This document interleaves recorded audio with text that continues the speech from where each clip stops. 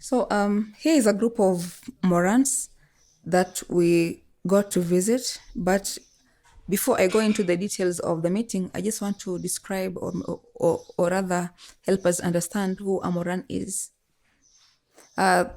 The Samburu word for Moran is Lumoran, starts with an L. But then the Moran now is the English word for, the village warrior. And let's look at the normal life stages of a boy, from being a boy child to now a fully fledged Moran.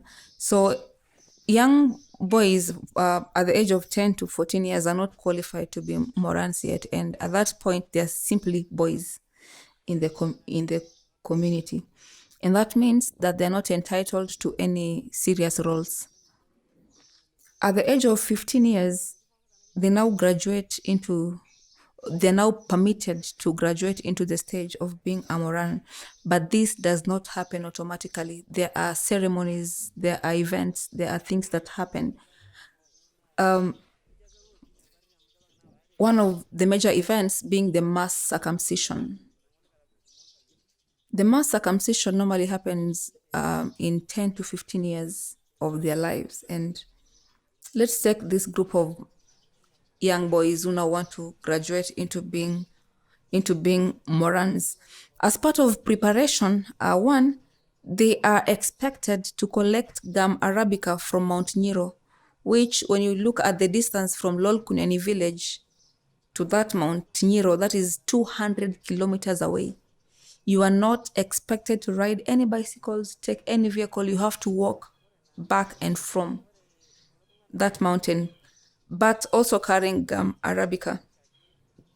And they're usually accompanied by an elder who oversees the entire event. And these elders are mainly their mentors.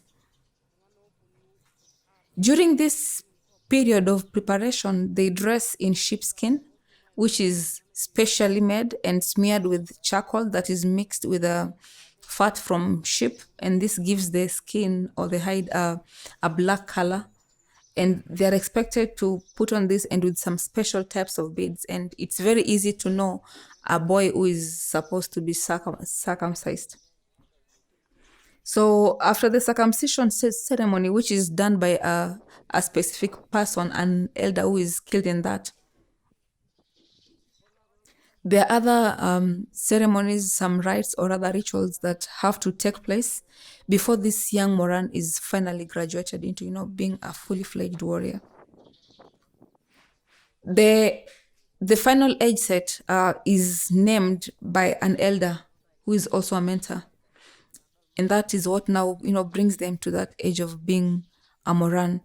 And most Morans fall between the age of 15 years to 30 years.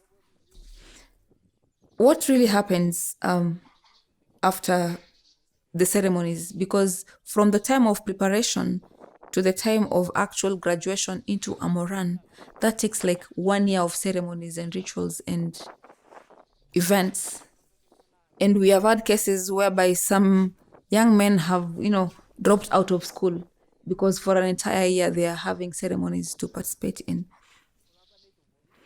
After being a fully fledged Moran, the Moran is seen as the warrior and is expected to protect the entire community from external attacks.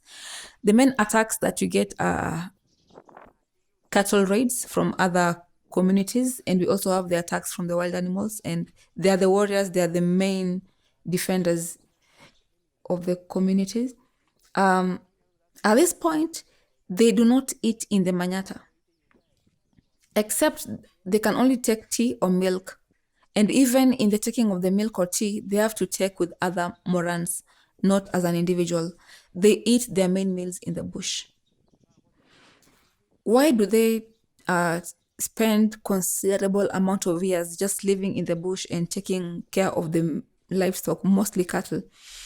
It's because this helps them to develop courage and endurance. We thank God that in December, we had the launching of the New Testament of the Bible in the Samburu language. So that is one thing that they're asking for. And that is only 2 out of almost, 15 Morans who can read.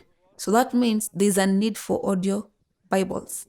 And we had one Moran who was very aggressive and was insisting that he wants an audio Bible, that there are some of them who are not able to get because there were many at that time.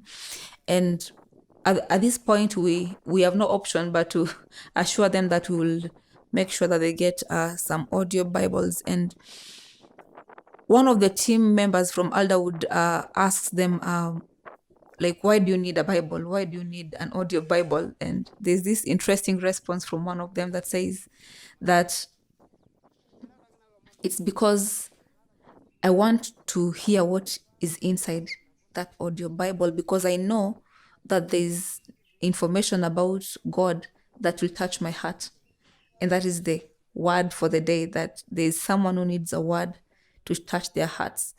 It's interesting how everyone needs a word that will touch their heart, even the toughest who have endured years of hardship, fighting wild animals in the bush. And there is one who is even saying that he would love to be a pastor one of these fine days and be the person who is now sharing the gospel to with the others. As a team, we all agree that there's a huge opportunity, an opening that will of course allow us to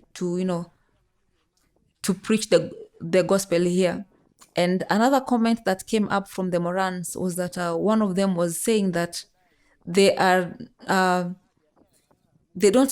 not had the privilege of having a church where they can attend. And they were even asking for at least a church to be planted where they as Morans can attend and, have fellowship and really hear more about this Jesus. For sure, there's an open door that Christ himself has opened for the spreading of the gospel.